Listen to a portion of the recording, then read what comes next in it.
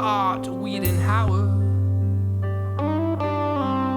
He found the missing medallion with his metal detector. He's the toast of the town. They gave him a key to the town and a $250 reward. Oh, that song is so good. I didn't even, like, it's supposed to be the intro song, and like it hurt to press pause on that. This is a special emergency episode of the ShockMarathons podcast. Matt Farley here with Tom Scalzo. Hello. And Charlie Roxburgh. Greetings. And we're just here to check in and let you know that we've been making movies so much, folks, that there's no time to talk about other movies. We're sorry for the lack of episodes, but you're welcome for the wealth of movies. And which one do we want to tell the people about today, Charlie? Yeah, we're going Metal Detector Maniac because even though we made it a little while ago, this is the first time that it's been available digitally. That's right. So you could still buy it on Blu-ray. You got a lot of special features from Gold Ninja Video. That Blu-ray is awesome, but some people don't have a Blu-ray player. We've had a couple people tell us that. So if you're one of those people and you've been waiting to watch it, you could now buy it from the Moturn Media Vimeo page. Yeah, and the movie's about the greatest songwriting duo of all time. Played the characters. Did you say almost? Hall & Oates. Oh. Hall & Oates. Oh, since Hall & Oates. Or Modern Talking. You're Modern right. Talking. Fictional. Oh, no. Greatest songwriting duo since Hall & Oates. That's actually what we are. That's what it said on our business card. Tom and I play ourselves, and the crazy part about it, and you know, Tom, you were there early on when we were planning it. At first, this movie was going to be a straight slasher. Do you remember? Yeah, it was completely serious. This is no comedy, not lighthearted at all. Very, very serious slasher movie. Yeah. And our fans, it's just never gonna hold, I guess. The Shock Marathon listeners would have loved it. In that iteration, right, Charlie? Yeah, I think so. I really know how to sell something. Yeah, our muse was calling in different directions, and I think we kind of realized how we gonna stage all these killings too, and then the hilarity of the setup was just begging to like play the comedy up. So yeah, basically, while Charlie and I were writing it, we're like, look, every bone in our body is going toward comedy. Why fight it? You know, why fight it? And then poor Tom's just like, yeah, we're gonna make a movie about an evil metal detector. And then we send him the script. He's like, what is this?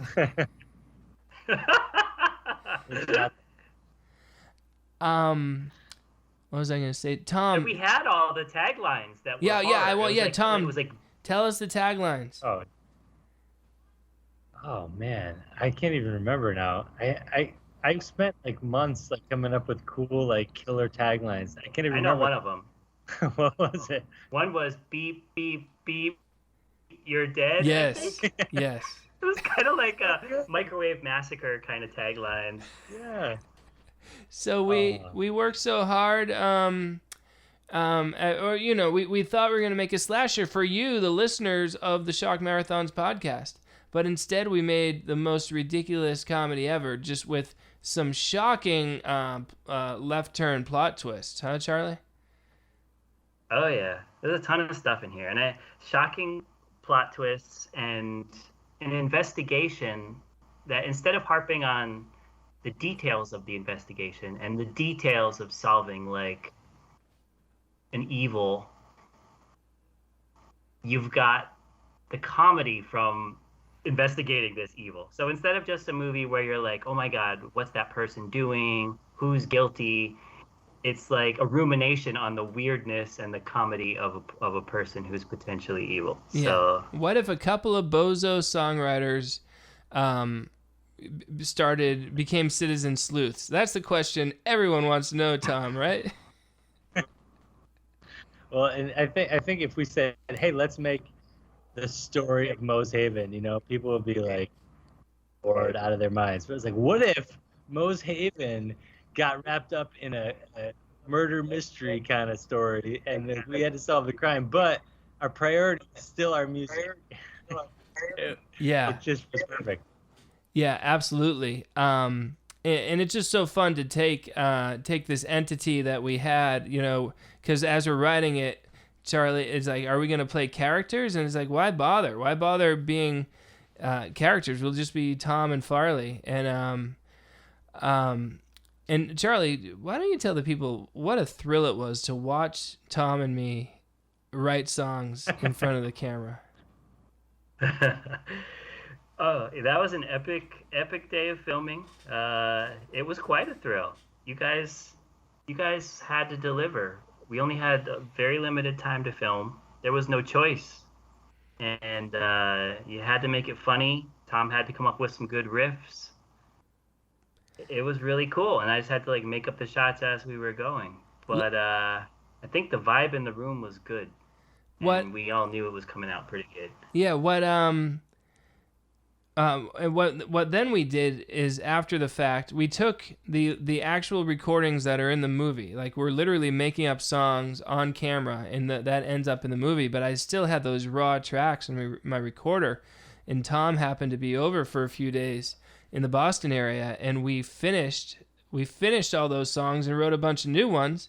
And so, like, in the movie, you can see me and Tom writing Citizen Sleuths right there, and then this is what becomes of it, folks.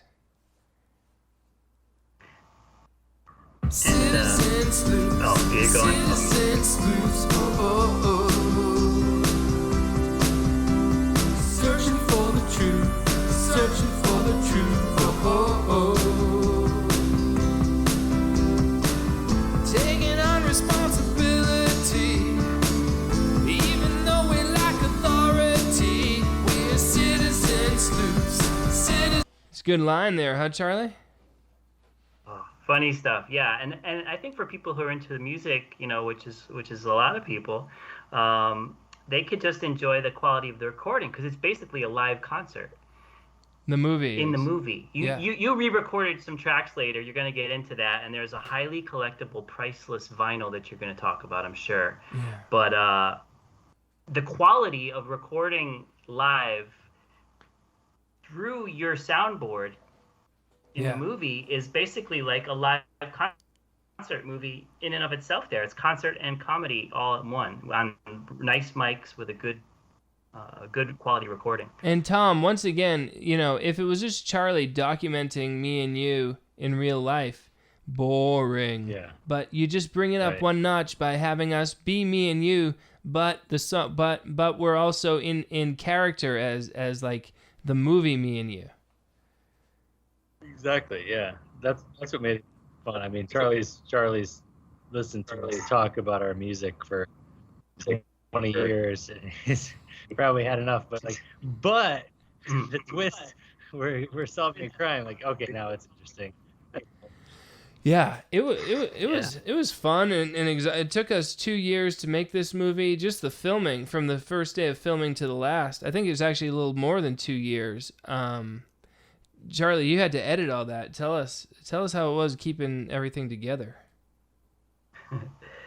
It was a lot of stuff, but I gotta say, I still think it was sort of a charmed project. I know you make a good point that it was really spread out, but things were falling into place, and because you guys were playing yourselves, and because I was sort of shooting it all in the same style, you can't really tell 1 year to the next, you know, discrepancies. The whole theme of it was, let's film it as if the audience is like a member of Mose Haven. The audience is like hanging out with you guys. So it has this sort of hangout investigation feel, and that was easier to maintain than maybe some other styles might have been. Tom, you were at the world premiere. I was quite relieved by the reaction. What did you think? Yeah, I was honestly surprised a little bit, because it's very subtle. You know, it's not humor that everybody necessarily gets, especially the first time you see it. it's like Big Lebowski, right? We talked about that a lot. Like, some people don't appreciate it until they've seen it a couple times. And the vibe of this movie is very, very subtle. And I was wondering if people would kind of pick up on that we were actually going for humor in some of these scenes. And they did, and the reaction was great, and people were laughing, and it was fantastic. Charlie, how did you feel? Oh yeah, same way. I mean, it's always a thing being at the premiere. Usually we're in the back row, and there's part of your brain that's thinking, please work projector and DVD player or whatever. And then there's part of you that's like, I hope the jokes land, and I hope they're hearing all the jokes and it's paced out well, and I hope they're in with the plot and not confused. But no, there was a lot of good laughter. You got a lot of good laughs, and there's always one or two moments where people laugh at a joke that I didn't think was going to be as good, and then not when I thought that they would laugh that they didn't. But that's not a problem. It's just one or two moments where it's a little differently placed laugh.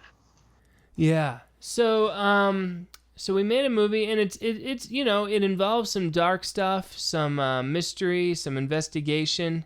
In terms of the Shock movies, obviously we're a couple of bumbling songwriters, so there's that comedy aspect. But much like the movie Fletch, Fletch goes hard into the mystery. It doesn't care if it's non-comedic for a while, and it really goes with this mystery, and it's it has the confidence that the audience can go for a little while without a big set piece laugh scene. And I think we took the cue from Chevy Chase, and we went for it where there's moments where it's this is not humor, this is just plain atmospheric spookiness, right, Tom? Yeah, there's definitely some more serious moments, and we weren't trying to be funny.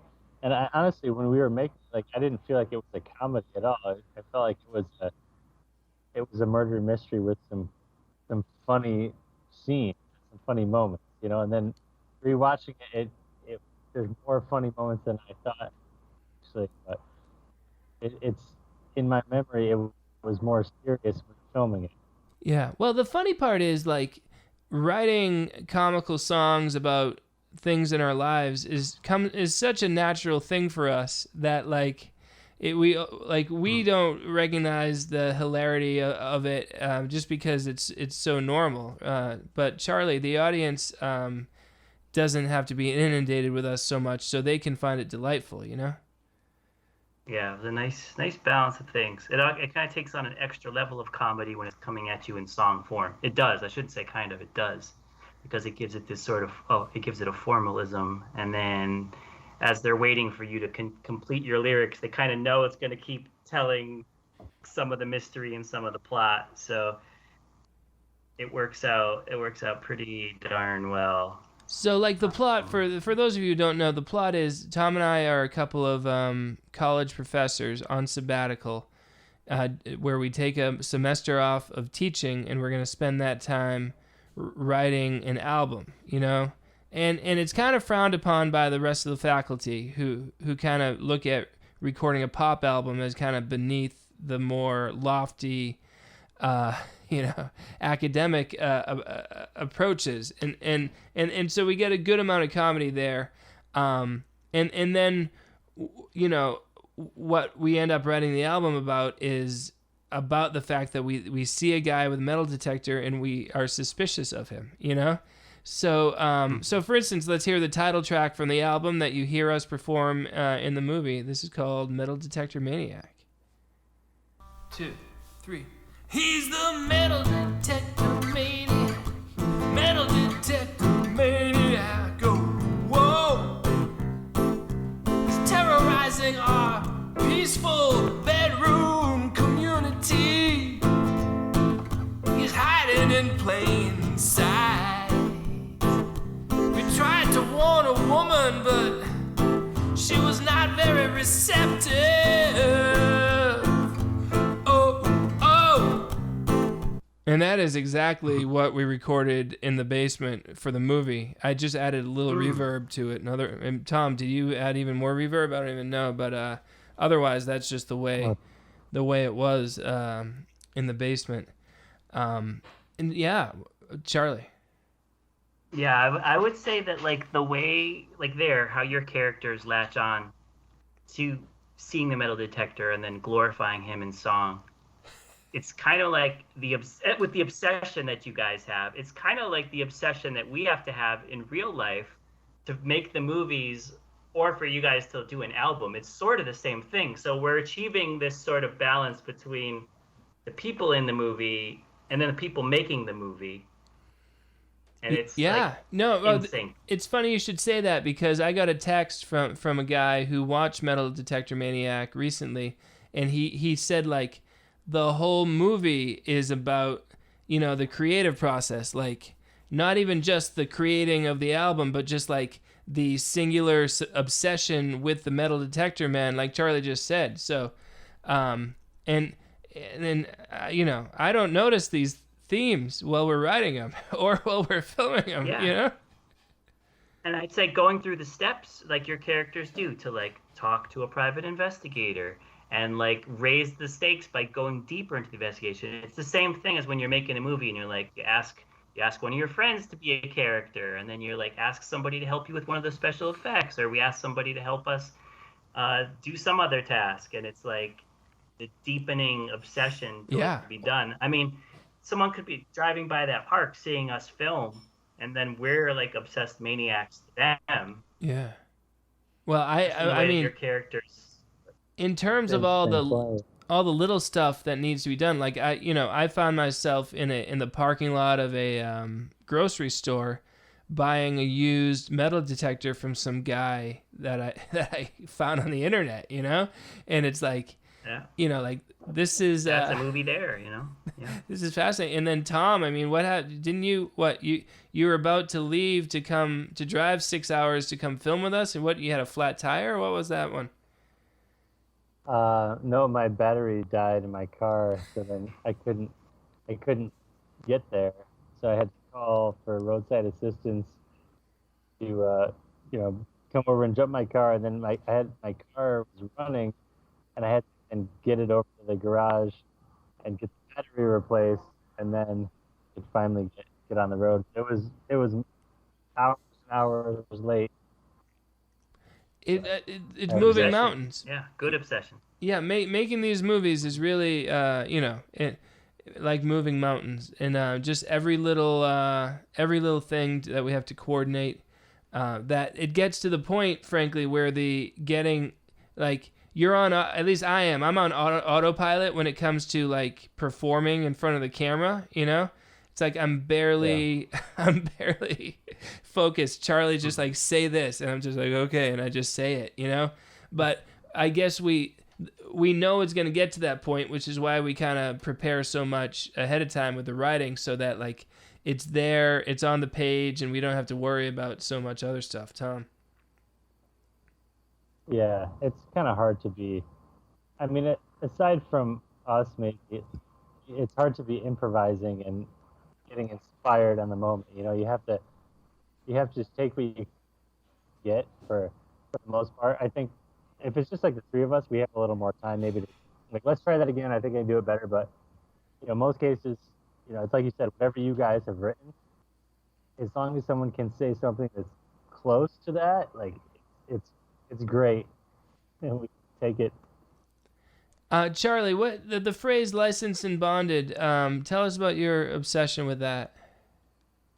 Oh yeah, obsessed with licensed and bonded workmen. And I always see it noted on trucks driving around town, and it could be the most ramshackle truck that's worth like $500, and it's like a one-man electrical guy or plumber, and he's licensed and bonded, and then he has number LC02 there. And I'm like, wow, he had to file the paperwork for Jimmy's Electric 101 or whatever, and it's on record, and he's licensed. I don't know about he's bonded. I will say Usually it's licensed. The bonded, I just like the sound of it. And there are some people who are bonded in the trades.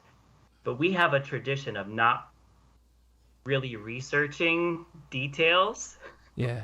We go with the movie version of it. And the movie version is, I don't want to be bogged down by all that. I just want to know that that's funny and roll with it. So we didn't really research it. But if you keep your eyes open as you're driving around your town at these workman trucks, I think some people might be pleasantly surprised to see that. Well, I mean, such is the case for me. Like, I had never noticed. I'd obviously noticed license, but bonded. You know, we're writing the script, and you're like, we got to add bonded. I'm like, okay, whatever.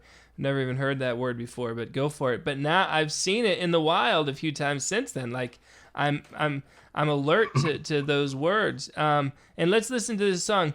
Licensed and Bonded, which it was just so much fun down in the basement. Like we'd be like, all right, new scene where Tom and Farley write a song called Licensed and Bonded, and then we just did what we did, which is I'd be like, all right, Tom, give us some chords. Tom starts strumming some chords. I'm like, oh, I like the sound of that. Charlie, hit record, let's do it. And this is the final studio version, but it's based on what we started in that basement. Licensed and bonded.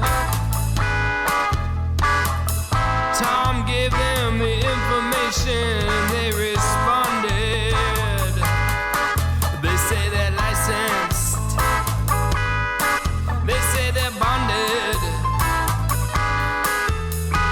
I hope that payment for their services is not what they wanted.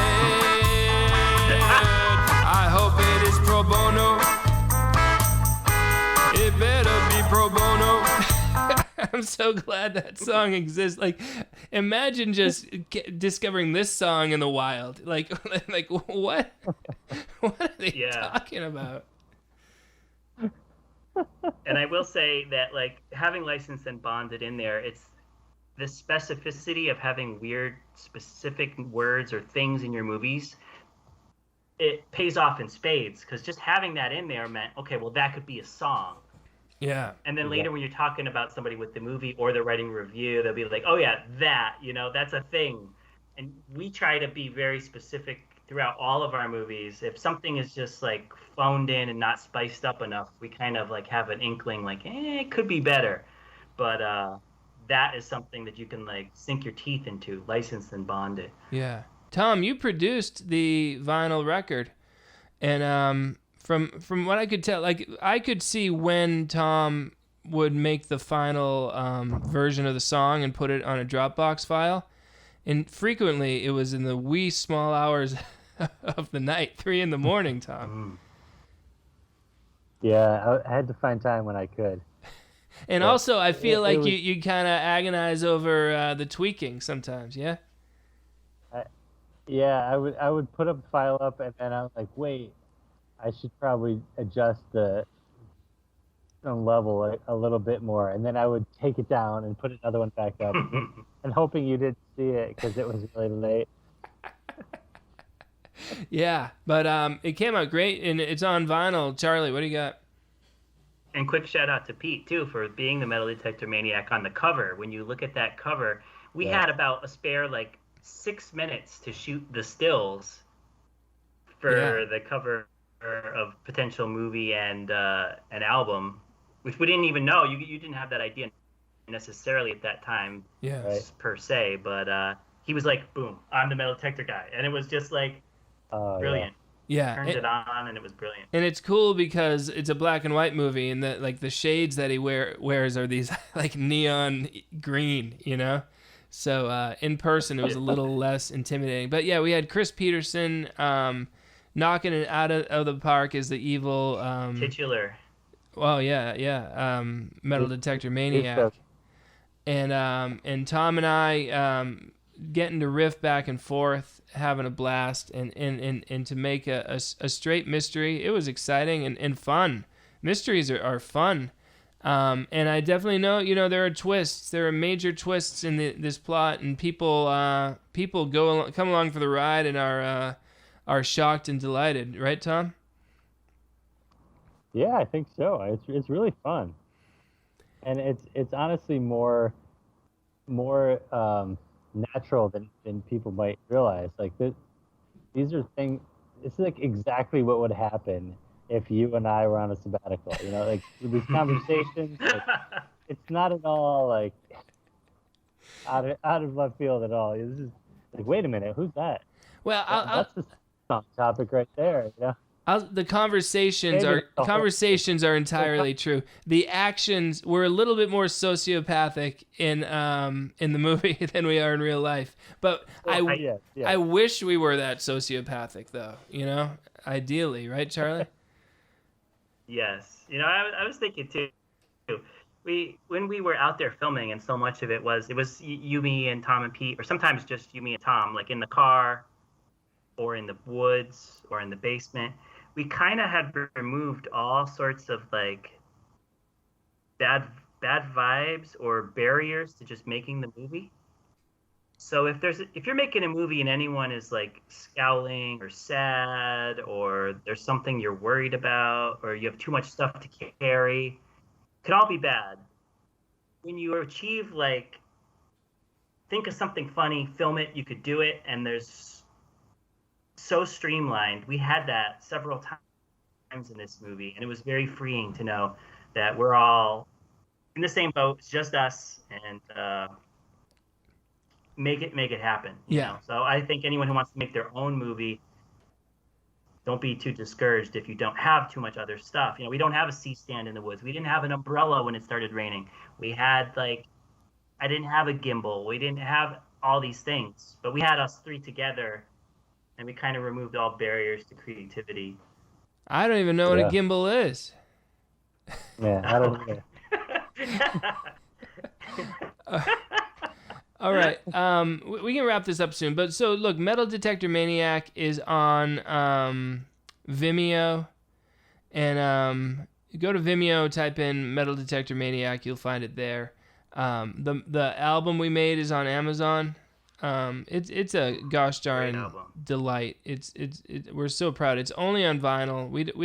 We might end up streaming at some point in time, but I mean, I'd like to sell all the vinyl before you even think about that, Tom. You? Yeah, I'm not entirely sure I still have the files either, so. Yeah, they're on. They're on Dropbox. It would be cool if we had to transfer from vinyl. You know, like. Connect the vinyl to a recorder so you can hear the pops in the Spotify. That's cool. We should do that anyway. But no, all the tracks, I'm looking at them right now. They're still on Dropbox here. So we'll play you one more song just to kind of just explain the joys of this the whole movie. So like the movie is we investigate the guy and then we write a song about each discovery along the way. And it's gosh darn delightful and hilarious. And this is when we discover that perhaps the Metal Detector Maniac is onto us. This is called He's Onto Us. He bought our CDs at the video game store. He's onto us. What was a playful skirmish is now an all-out war. He's onto us. Oh yeah, you bet. He's onto us. Oh yeah, you bet. He's onto us. It's a tete-a-tete. He's onto us. Oh yeah, you bet. He's onto us. A little bit of shades of Match Vegas there too, with you and Tom recording. Catching a Killer. Yeah. Oh yeah. And once again, I do the specificity of the lyrics. You know, for someone to discover the album separate from the movie. You know. He's onto us. He bought our CD at the video game store. Like, what a great line. Oh, wow. Oh, love that. It makes perfect sense when you're writing it. But then that little, oh, yeah, you bet little thing. Oh, my God. Just, man, the world doesn't deserve such greatness. And frankly, the world... doesn't even seem to want it. Doesn't want it? Yeah. What we're getting at, folks. That are problems. What we're getting at, folks, is please buy our stupid movie on Vimeo, okay? Be among the first to do that. And also, man, I got a bunch of vinyls in the basement. Yeah, we gotta move those. Remember, I told both of you guys, I'm like, these vinyls are gonna sell out in no time, guys. No time. Get them while you can. Sound like hotcakes. Limited edition.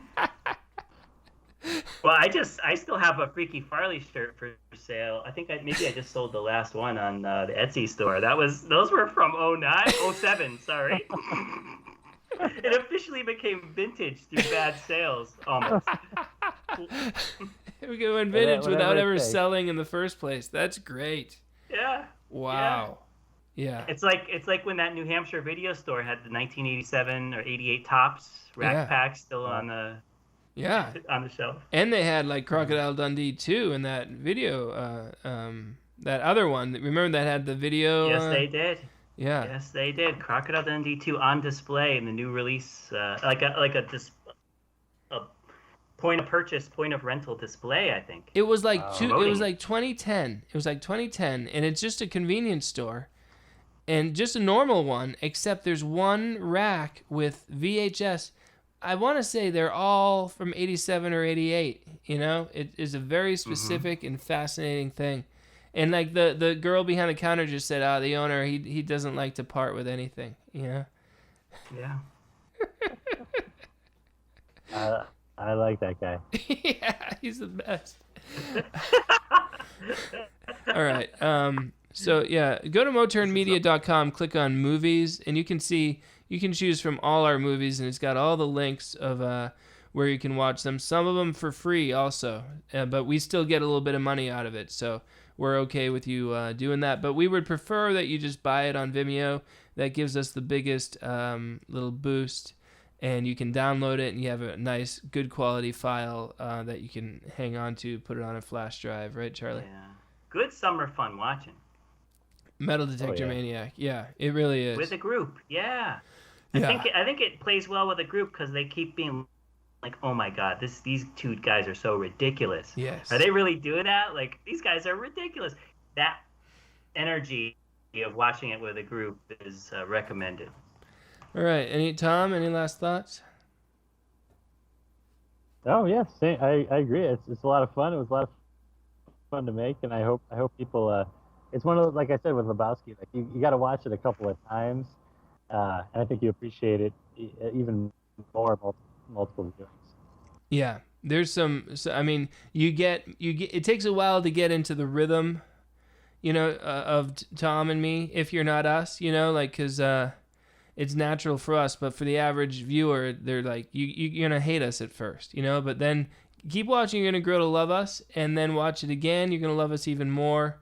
And then there's little treats in there, you know, that you didn't catch the first time. Several, Charlie, huh? Yep. Yeah, we tried to be pretty thorough with everything. Speaking of Lebowski, he's a good man, Jeffrey, very thorough. But... yeah, so it is that kind of a hangout movie, and I think you could put it on and just like bring a little joy to your domicile. Yeah, we'll try to do an episode. Let's say it may. Well, I don't want to say anything because we're in the midst of making other movies, and we don't have time to do anything. So, we'll do another episode at some point. I just want to recommend Friday the 13th Part 2. Just a brilliant movie, flawless film, and also Violets Are Blue, which is, you know, I have that soft spot for romantic movies and like Coffee Shop, Murder on the Cape. Violets Are Blue from 1985, a gosh darn masterpiece. Any last recommendations from each of you? Charlie? I watched Friday Part 3 last night. Oh, tell us. Only because I was taking a break from Part 2, but yeah, it's something. You know, there's a Friday the 13th for every mood, and if you're in a very like silly mood, you watch Part 3. You know. I just get so sick of the pranks, though. It's just like dude, knock it off with the prank. Who's that guy? But then also Shelley. Yeah. But then I was also thinking we should make that movie called Pranks finally. Oh yeah. Tom, any recommendations? I haven't had time to watch anything for a while, but yeah, I'll let you know if I think of anything. All right. Well, thanks for Kyle. listening, folks. God Thanks, bless Riley. America. Watch our movies.